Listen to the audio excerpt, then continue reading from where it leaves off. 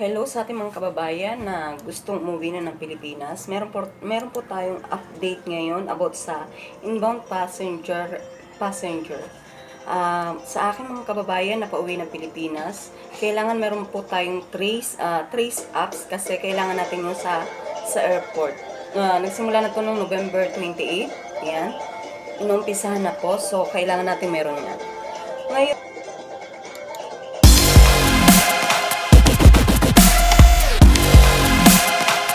so guys, ano nga ba ang trace contact tracing?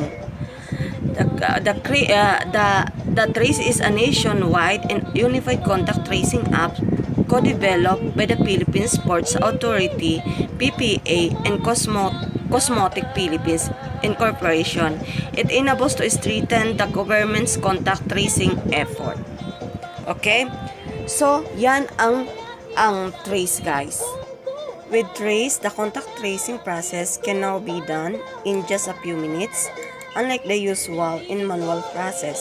Not only that, you can also be assured that your data is safe and secured as the app fully complies with the Data Privacy Act, DPA, or Republic Act number 10173. Further, it does not use Bluetooth or GPS, and it works well even with slow mobile data and Wi-Fi. So guys, ayan nga, kahit na mahina ang ating connection, mayroon pa rin tayo, magagamit pa rin natin yung ating trace contracting. Nagsimula ang trace noong November 28, 2020. All passengers will be required to download and register an account in the Trace Contact Tracing mobile app prior to entry the airports. Okay? How to download the Trace? Guys, ilalagay ko na lang sa comment below, sa baba, sa description ko kung paano ang pag-download ng Trace. Sino-sino, ano-ano ba ang hindi pa pwedeng makapasok sa Pilipinas? At kung sino-sino ang pwedeng makapasok sa ating bansa? So guys, tingnan natin sa aking video kung ano-ano ba ang mga updated na ito. This is the changes, guys. Press release 21 November 2020, changes in travel restriction take effect immediately by Bureau of Immigration. Manila, Philippines, the Bureau of Immigration announced that they will be implementing changes in travel restriction effective immediately.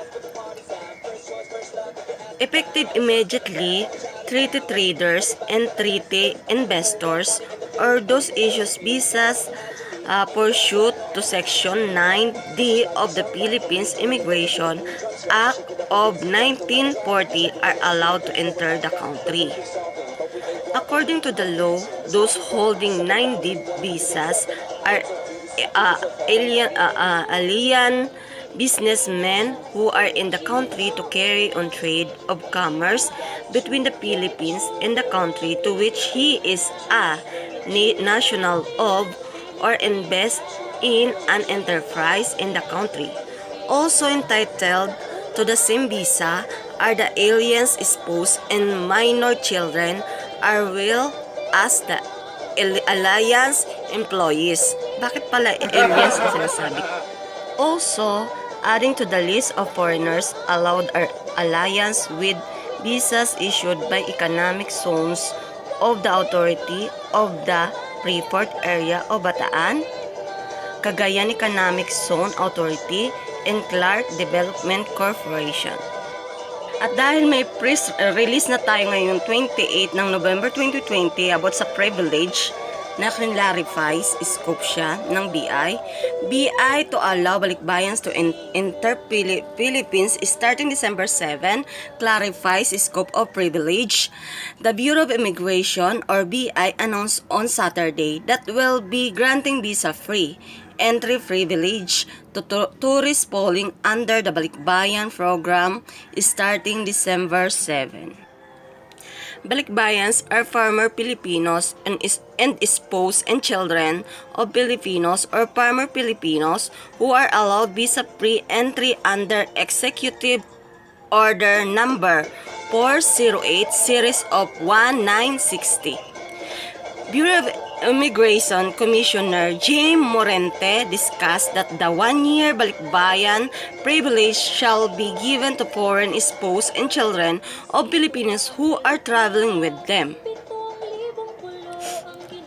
The Balikbayan Program, as instituted by Republic Act 6768, amended by Republic Act 9174, was launched by the Philippine government in 1989 to attract and encourage overseas Filipinos to come and visit their motherland.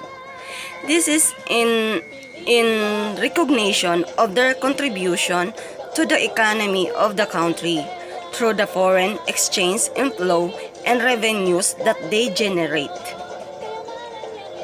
Press release, December 1, 2020, Bureau of Immigration reminds Alliance families of Pinoys can come to Philippines if not traveling, joining them. The Bureau of Immigration or BI advised foreign spouses and children of Filipino citizens not to travel to the Philippines if the Filipino or former Filipino is not traveling with them or is not in the Philippines, lest they be turned back upon their arrival at the airport. The Balikbayan privilege is specifically for spouses and children of a Filipino or a former Filipino only who is traveling with him, clarified Morente. That's a clarification of Morente. If they are not traveling with the Filipino or former Filipino spouse and are just joining him in the Philippines, then they may be allowed to enter if they secured an entry visa, but with a limited stay in the country, he added. Morente said that the foreign parents of minor Filipinos are also eligible for entry but are also required an entry visa. The Balikbayan privilege may not be extended to other members of the family, said Morente. Other travel restriction for inbound passengers.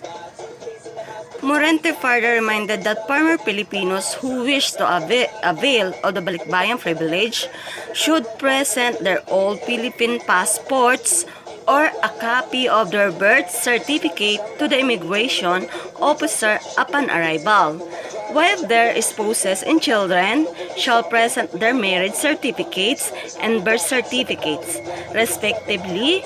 He likewise recommends they queue together for easier verification and processing. The policy requires inbound Balikbayan tourists to be from visa-free countries under Executive Order Number 408, Section 1960, have a pre-book quarantine facility. O yan guys, meron tayong free quarantine facility guys. So, have a free book COVID-19 testing at laboratory operating at the airport, and be submit to the maximum capacity of inbound passengers at the port and date of entry. So, ayan na guys ang mandate ng Bureau of Immigration. Ayan na yung mga pwedeng pumasok at hindi pwedeng pumasok sa ating bansa. Pero mga kababayan, guys, wag nyo pong kalilimutan mag-download ng Trace Contact Tracing.